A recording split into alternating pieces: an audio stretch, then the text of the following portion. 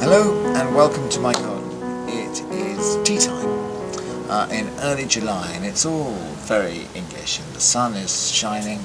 There's a sort of gentle bubbling of clouds above our heads and there's a music festival about a mile in that direction just warming up. I think that we've got Wilko Johnson later, and those of us who are as old as I am will remember Dr. Feelgood from the late 70s and we'll be dreaming of milk and alcohol.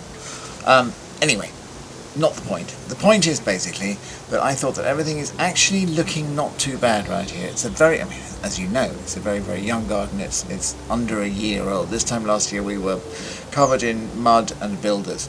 But there's a couple of things of which I am quite proud, and one of them are the opium poppies. We've had opium poppies for years and years and years. At Blackbits we had them, and we brought them with us. We basically brought a bucket full of seeds, and Slash, my wife, has been spreading them around all over the place, and some of them have germinated and some of them haven't. So I thought we can go and visit them. There's one particular opium poppy, which is this dark purple one, and the seed pod for that came. Do you remember a television program that Dan Pearson made called A Year at Home Farm? That's where those poppies came from, and we've kept them going all this time.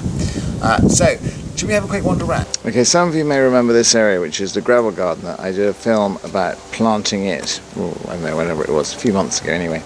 And so this is it, sort of just beginning to get into its stride.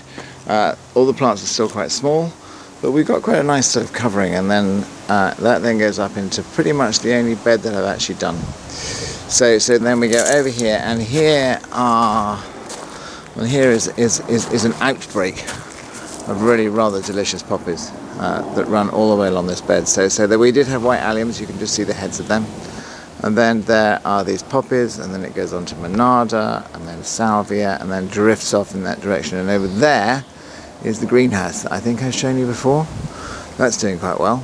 And then there's a little sort of terrace down in that direction. I seem to have left my tripod on the table, I apologise.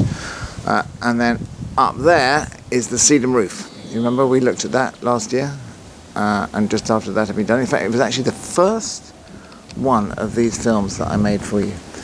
And then this is a new hedge, and that hedge is basically there in order to conceal, the washing line. Doesn't do it yet, but it will do. And it's good not to do too much in the first year of a new garden, because you can see what's there, like that rather lovely Philadelphus that's appeared and is flowering and smelling amazing.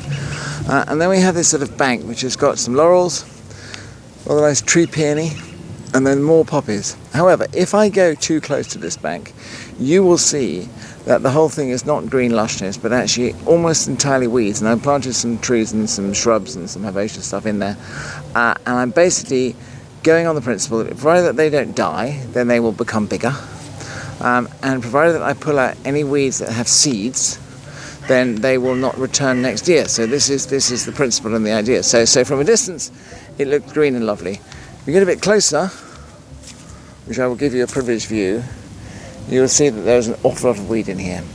But hey ho, there's plenty of time to get rid of it. So that's a quick whistle-stop tour of what's happening out there. So in the meantime, I'm going to go and sit down and see which bands are playing over there and watch the tennis. Because it's that kind of lazy